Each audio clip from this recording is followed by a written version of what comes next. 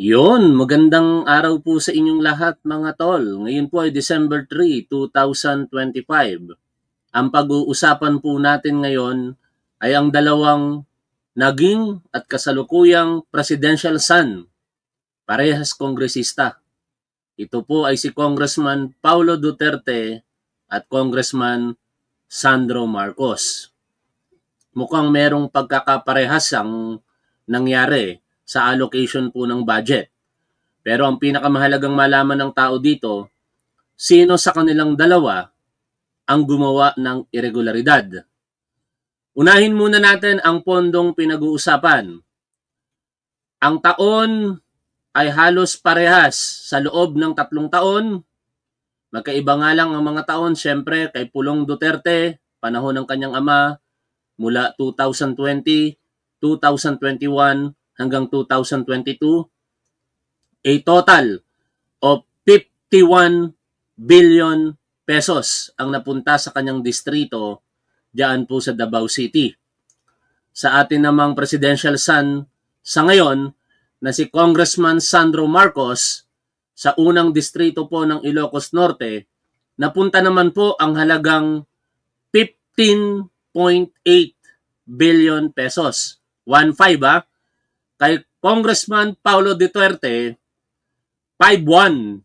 Baligtaran po ito mga tol. Kay Congressman Sandro Marcos, 1-5. Di hamak na mas malaki yung kay Congressman Paulo Duterte kumpara kay Congressman Sandro Marcos. Pero sa mga kumakalat na balita ngayon, binabansagan pong pork barrel king na bago. Ito pong si Congressman Sandro Marcos. Medyo masakit po sa pandinig natin yan bilang PBBM supporter at mga loyalista. Nabansagan ang isa po sa mga Marcos na pork barrel kings. Pero hindi natin may tatanggi kasi ang report ng PCIJ ay totoo na talagang nakakuha po ng 15.8 billion pesos ang First District ng Ilocos Norte. Kaya nga ang sinasabi po natin kanina ay kung sino sa dalawa po na ito ang gumawa ng irregularidad sa mga pondong ipinagkatiwala po sa kanila ng bayan. Unahin muna natin yung kay Congressman Paulo Duterte. Siyempre, ito pong vlog dito ni Kristan ang pinaka-komprehensibo na vlog sa usaping ito na 51 billion na nakuha ni Paulo Duterte sa panahon po ng kanyang ama. Kaya balikan po natin ang vlog na ito. 51 billion pesos. Yan ang binigay sa anak ni Duterte na si Paulo Duterte nung last 3 years niya as president. In US dollars, that's $1 billion. Tandaan natin na si Paulo Duterte ay isang kongresista. Para ang isang kongresista na mabigyan ng 51 billion pesos ay hindi makatarungan. Bastusan na yan. Let's break it down per year over the last 3 years. Tapos ikukumpara natin yan sa budget ng isang city government para maintindihan niyo kung gaano kalaki at gaano kagago na ang pagbibigay ng ganyang halaga sa isang kongresista. Okay, unang-una, alam ba niyo na ang mga kongresista ay may nakukuha pa ring budget para sa kanilang mga proyekto between 500 million to 1 billion. Apparently, pag makakuha ka na ng 2 billion up to 4 billion pesos sa isang taon, you're considered a sacred cow. Kaya dito, sa analysis ni Kristan, ang halagang nakuha ni Congressman Sandro Marcos na 15.8 billion pesos para po sa First District ng Ilocos Norte ay maiko-consider ng sacred cow. Which is, para sa akin that is the weather thing lang. Panahon ng Marcos, hindi talaga mawawala yung mga favoritism, ika nga. Panahon ng Duterte, hindi mawawala yung sobrang favoritism. Kasi comparatively speaking, ang laki talaga ng difference. 51 billion kay Pulong, 1.5 naman kay Congressman Sandro Marcos. Panahon ng Aquino and so on and so forth, lahat yan merong mga favoritism sa bawat mga distritong kanilang sinusuportahan. Ang tanong lang talaga naman dito, kung ang halaga ng mga pinag-uusapan po natin ay nagamit po sa tama. At yan po ang aalamin syempre ng Independent Commission for Infrastructures, dahil po ang dalawa pong ating pinag-uusapan ay invited po ng ICI. In fact, kay Congressman Sandro Marcos walang invitation. Pero siya na rin po ang nagkusa na sumulat sa ICI para po magpasailalim sa investigasyon po nito. Kaya inaasahan po natin na sa darating na mga araw, sasalang sa isang live streaming ng ICI itong dalawa pong kongresista. Si Paulo Duterte kung siya po'y pupunta at sigurado namang pupunta, ito pong si Congressman Sandro Marcos. Ulitin po natin ang mga figura, no? Kay Paulo Duterte, nagkakahalaga po ng 51 billion pesos ang amount na pinag-uusapan, no? For 2020, nakakuha po siya ng 13 billion 745 million. 2021, tinalo niya na kagad yung 3 taon na ibinigay sa distrito ni Congressman Sandro Marcos na 15 billion sapagkat noong 2021, nakakuha si Pulong Duterte ng 25 billion pesos. At noong 2022, nakakuha siya uli ng 13 billion pesos. Ngayon, puntahan natin yung balita kaugnay po ng 15.8 billion pesos na allocables, kung tawagin sa ngayon, dito po sa First District ng Ilocos Norte. At medyo masakit sa pandinig po itong titulo ng Batas PH sapagkat ito ang ginamit po nila na titulo. Hails to new pork barrel kings. Ang tinutukoy po dito ay walang iba kung hindi ang dating speaker na si Martin Romualdez at saka si Congressman Sandro Marcos. The Philippine Center for Investigative Journalism has identified Presidential Son Ilocos Norte 1st District Representative Sandro Marcos and Leyte 1st District Representative and former House Speaker Ferdinand Martin Romualdez as the new pork barrel kings after receiving the largest fund allocations among district lawmakers from 2023 to 2025. PCIJ reported that Sandro Marcos 1st District of Ilocos Norte received 15.8 billion pesos in allocable funds over 3-year period. No? Huwag na natin pag-usapan yung kay Congressman Martin Romualdez. Focus lang muna tayo dito sa dalawang presidential son. Uulitin po natin, ang amount kay Paulo Duterte ay 51 billion for 3 years. Kay Congressman Sandro Marcos, 15 for 3 years. Again, hindi natin sinasabi sa ngayon na ang 51 billion ni Paulo Duterte ay merong irregularidad, nor ang 15 billion pesos ni Congressman Sandro Marcos ay merong irregularidad.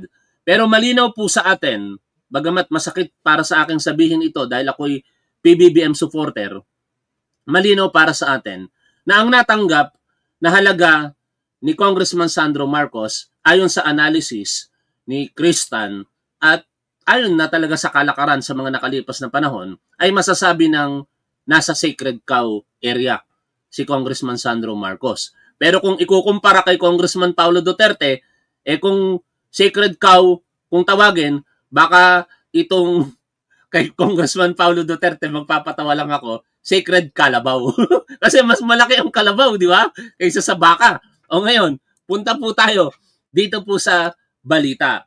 Ayan na nga po, sa kauna-unahang pagkakataon yesterday, nagkaroon po ng live streaming na ang ICI. At maganda po ito para sa publiko sapagkat makikita na kagad natin dito yung mga madidinig, yung mga kasagutan ng mga sangkot na individual di umano sa mga flood control anomalies. At ang unang-unang sumalang ay ang kongresista mula po sa 4th District ng Laguna.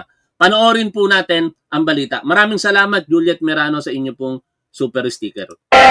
Inusisa sa kauna-unahang ini-live stream na pagdinig ng ICI ang koleksyon umano ni Representative Benjamin Agaraw Jr. sa mag-asawang Diskay. Yo, mukhang mas maganda yung sinabi ni Iris Bato. Hindi na sacred cow yung kay Congressman Paulo Duterte, kung hindi Sacred Elephant. Sacred Elephant yung kay Congressman kay Congressman Paulo Duterte. Kaya, itinanggi ng kongresista ang paghingi umano ng advance kickback sa mga diskaya. Nakatutok si Joseph Moro. Lampas isang buwan mula nang sabihin Independent Commission for Infrastructure o ICI Chairman Justice Andres Reyes Jr. sa Senado na magla-livestream sila sa gitna ng kaliwat ka ng panawagan para rito, isinapubliko na nito sa pamamagitan ng kanilang social media ang kanilang pagdinig. Unang sumalang si Laguna 4th District Representative Benjamin Agarao Jr. Isa si Agarao sa mga mambabatas na binanggit na mag-asawang Pacifico Sara Diskaya na nanghihingi umano ng komisyon o kickback. Pero hindi raw kilala ni Agarao ang mag-asawa at itinanggi ang umano'y pag-advance sa kanya ng 9 million pesos sa pamamagitan ng isang Alvin Mariano. Kinumpirma naman ni Agarao na isang kontraktor si Mariano. Ano ho kaya ang motibo naman ng Madiskaya? Why are they implicating him? Hindi ko po alam kung ano po ang motibo ng mag-asawang Diskaya. Wala po akong masabi kasi nga po, hindi po ako nakaupo doon sa sinasabi nilang panahon. Natural lang po, sa sarili ko po, ayaw ko pong palampasin ang kalapastangan ng ginawa ni Diskaya sa aking pagkatao. You are denying na nakatanggap kayo na 9 million sa pamilya ng Diskaya. Opo, Your Honor. Hindi kayo humingi ng pera sa kanya. Hindi po ako nahingi, Your Honor. Malaking question din sa ICI kung bakit umaabot ng bilyon ang mga flood control projects sa distrito ni Agarao na ayon sa kongresista ay hindi niya na pinapakialaman dahil proyekto na umano ito ng DPWH. Ibinigay na halimbawa ni Reyes ang umano'y 150 million pesos na mga proyektong isinumite ni Agarao sa DPWH. Yan ang nakakapagtaka dito no? Ang katwiran niya, hindi niya na daw po pinapakialamanan dahil proyekto na daw po ito ng DPWH. Pero nakakalimutan yata ng mga kongresista, partikular siya, na siya po ay bahagi ng kongreso na meron pong power of the purse kung tawagin. Meron silang oversight functions. Yung halagang bilyones, 1.2 billion pesos na inilalagak sa kanyang distrito, dapat bilang kongresista, sinusuri mo yan kung nalalagay po sa tama, nagagamit sa tama. Hindi pa pwedeng sabihin mo na lamang na wala ka ng pakialam dyan kasi DPWH ang nagpapatupad niyan. No? Kung ganito ang magiging katwiran ng mga kongresista, wala tayong patutunguhan. Dapat tanggalin na sa kanila ang kapangyarihan na kung tawagin ay power of the purse, kung ganyan lang din naman ang gagawin nila. Kaya nga po kayo nandiyan para suriin ang budget.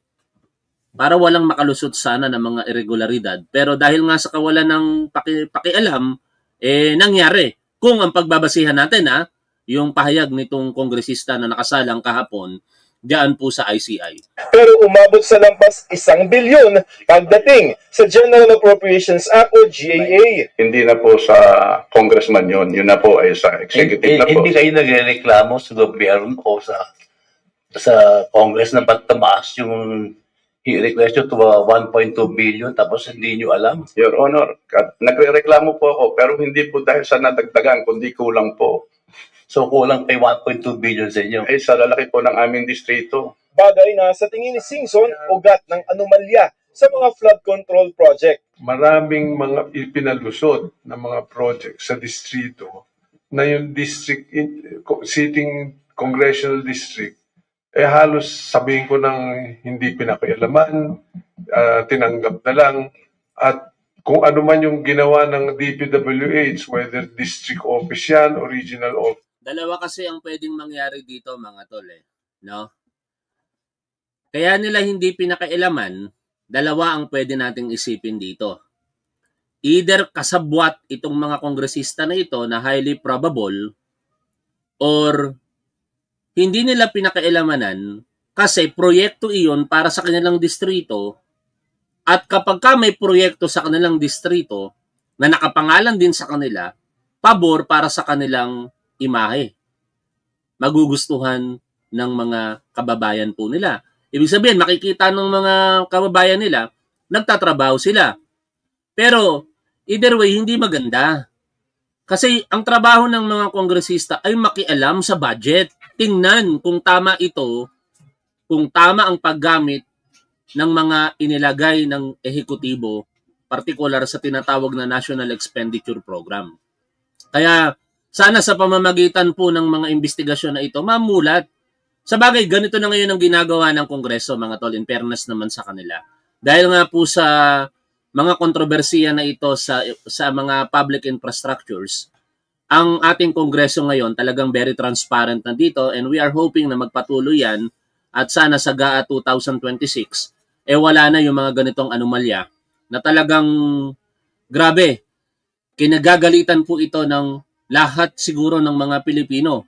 Ang problema lang sa ilan, kapag kakampi, okay lang. Kapag kakalaban, saka lamang bibirahin. Kaya nga dito sa ating programa, kahit kakampi natin, pag alam natin merong something na dapat imbestigahan, isama natin talakayin. At ngayon, merong report ang PCIJ, tinatalakay natin itong kay Congressman Sandro Marcos. Kasi dapat lahat tayo galit sa korupsyon.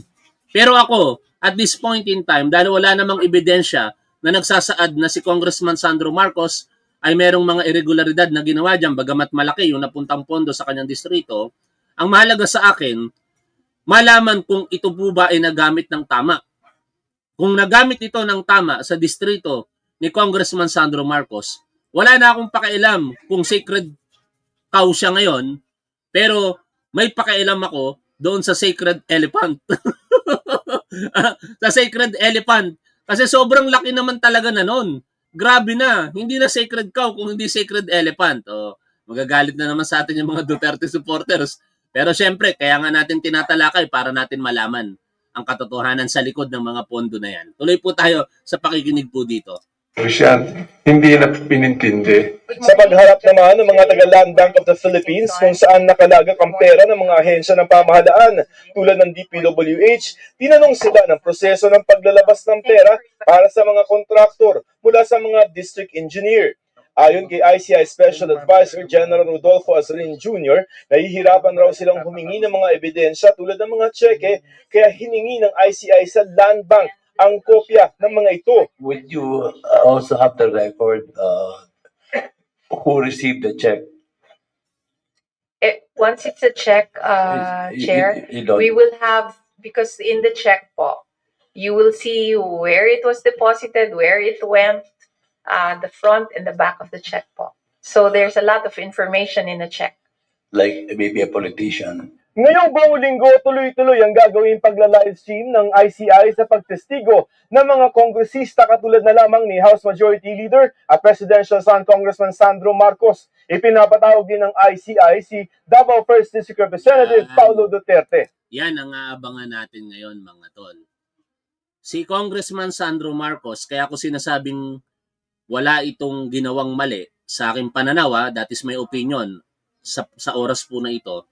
Kasi para sa akin, kung may kasalanan ka, hindi ka magkukusa.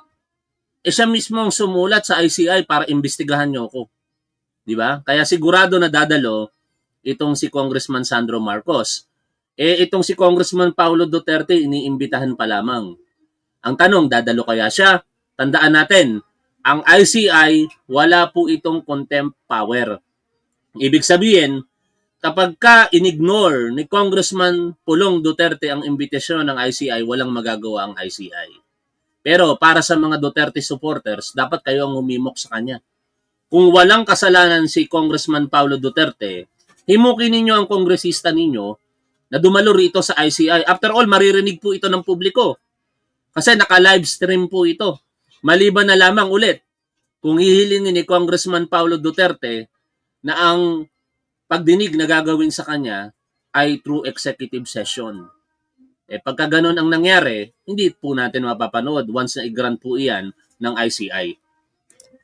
Si Pasig Lone District Representative Roman Romulo na nabanggit rin ng mga Diskaya nagpasabi na sa ICI na voluntaryong tetestigo sa komisyon. Pinaimbestigahan naman ni ACT Teachers Party List Representative Antonio Tino sa ICI ang listahan ng 80 mga proyekto sa distrito ni Duterte na nagkakahalaga ng 4.4 billion pesos mula 2016 hanggang 2022.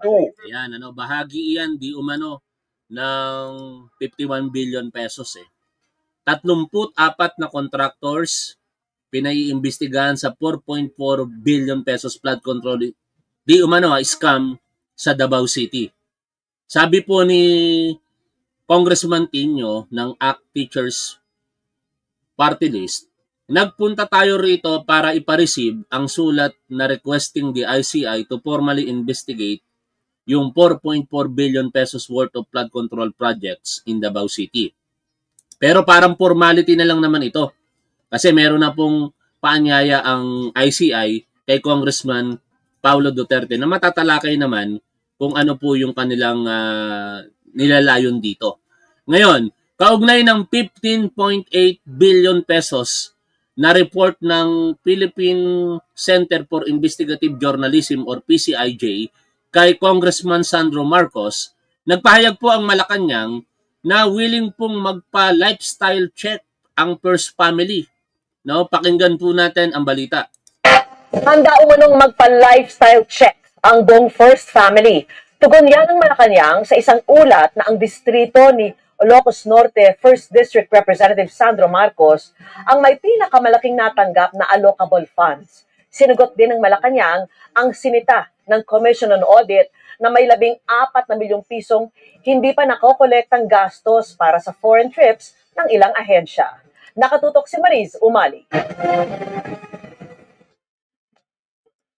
Sa gitna ng mga alegasyong maging sila ay sangkot sa korupsyon, handa raw pumasa sa lifestyle check sina Presidential Son at House Majority Floor Leader Sandro Marcos at ang buong first family. Nandiyan na po yan. Wala mong pinagbabawal sa lifestyle check. Kahit sino po. So open po na? Open po. Even before. Sagot ito ng palasyo sa lumabas na ulat ng Philippine Center for Investigative Journalism o PCIJ na napunta sa distrito ni Ilocos Norte Representative Sandro Marcos ang pinakamalaking parte ng tinatawag na allocable funds. Ang allocable funds ay pondong ibinibigay ng DPWH sa mga congressional districts at sa ulat, tinawag itong bagong anyo ng pork barrel. Batay sa PCIJ report, aabot sa humigit kumulang 15.8 billion pesos daw ang natanggap ng distrito ng majority leader mula 2023 hanggang 2025, habang ang ibang kongresista nasa 1 hanggang 10 billion pesos lamang ang nakuha. Meron pang ilan na walang nakuha. Mas malaki rin umano ang natanggap ng distrito ng majority leader kumpara sa ilang distritong mas malaki ang populasyon. Ang magiging puna ngayon dito, unfair ang sitwasyon, no? At hindi natin maide-deny yan, mga tol. No? Ewan ko kung anong pagtatanggol ang magagawa natin dito. Pero sa akin, ina-accept ko yung katotohanan na weather-weather lang. Siguro, kung ako, kahit ako maging presidente, yung mga malalapit din sa akin, ganun talaga ang kalakaran Yung mga malalapit sa akin, basta siguraduhin nyo lamang na tama ang gagawin ninyo, yung inyong mga distrito, yung inyong mga lugar, yung ating baluarte in particular, dapat mas maayos ang serbisyong na ibibigay sa kanila. Pero sana yung mga ganitong kalakaran magbago na, no? I do not know kung kailan ito mangyayari. Yan ang malaking katanungan. Dahil simula noon hanggang ngayon, nakikita naman natin ang kalakaran. Pero ang lupit talaga sa ilalim ng Duterte administration.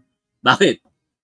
3 times ang halaga No? Kaya nga kung sacred cow na maituturing ang 15.8 billion pesos, sabi ng mga manonood natin, lumalaki na ng lumalaki.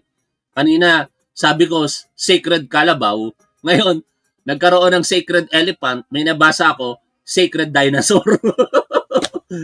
Kasi bakit? 51 billion pesos ang napunta sa distrito ni Congressman Paulo Duterte sa panahon ni Rodrigo Duterte. Ganun pa man, hangad natin ang katotohanan. Sa distrito ni Congressman Sandro Marcos, dapat malaman natin, nagamit ba ng tama ang pondo na yan? Sa distrito ni Congressman Pulong Duterte, dapat malaman din natin kung nagamit ng tama ang pondo na 51 billion pesos. Ayon kay Palace Press Officer Undersecretary Claire Castro, nabasa na raw ni Pangulong Bongbong Marcos ang lumabas na ulat. Alam naman po ng Pangulo na alam ni Congressman Sandro Marcos ang kanyang ginagawa at alam niya po kung paano ito sasagutin. But as of now, I cannot speak for in behalf of Congressman Sandro Marcos. At sabi naman po niya, siya po ang nagboluntaryo kung ano man po ang issue sa kanya, siya mismo ang pupunta sa ICI para maimbestigahan po siya. Bigyan lamang po siya ng date para po magkaroon ng tamang schedule. Hinihinga namin ng pahayag si Representative Marcos kaugnay ng ulat ng PCIJ. Okay? Tingnan natin kung may bagong posting dyan si Congressman Sandro Marcos. Pero aabangan natin, baka sagutin niya na yan sa ICI. Yun ang pinakamahalagang malaman natin. O, wala siyang posting about doon sa report ng PCIJ. Pero uulitin ko lamang po sa inyo, yung mga binabanggit po nating halaga ng pondo na ipinagkatiwala sa dalawang kongresista na anak ng dalawang presidente, si Paulo Duterte at Congressman Sandro Marcos. Sa ngayon, wala pa tayong paghuhusga na yan ay ginamit nila sa hindi tamang paraan. Ang nakakagulat lang kasi talaga yung amount. 51 billion pesos kay Pulong Duterte at 15.8 billion pesos naman para po kay Sandro Marcos. Sana sa pagdating ng pagdinig, mailabas ang katotohanan. Maipakita ng bawat kongresista na tama yung alokasyon na ginawa nila sa kanilang distrito, yung pag-spend rather ng kanilang pondo, 51 and 15.8 respectively para kay Pulong at kay Sandro. Kung tama naman yon, okay lang yun para sa akin dahil kapakinabangan para sa ating mga kababayang Pilipino, though malayo sa atin. Pero ganun talaga, yun yung kalakaran Ano? Kung gusto nyong magkaroon ng malaking pondo din, lumapit po tayo sa kusina. Ika nga, kung gusto nyo pong mabusog, kung gusto nyo makakain ng masarap, dapat malapit po tayo sa kusina. Pero dapat, yung mga kinakain po natin ay hindi po sira. No? In short, yung mga pondo po na ginamit sa distrito nilang pinaglilingkuran, sana napunta talaga sa mga tamang proyekto at naging kapakinabangan para po sa kanilang mga constituents. Hanggang dito na lamang mga tol. Maraming salamat po sa inyong lahat. Shoutout po sa inyong lahat. Lagi po nating tandaan kung ano ang tama at dapat, doon po tayo. Keep safe. See you always. Bye for now mga tol.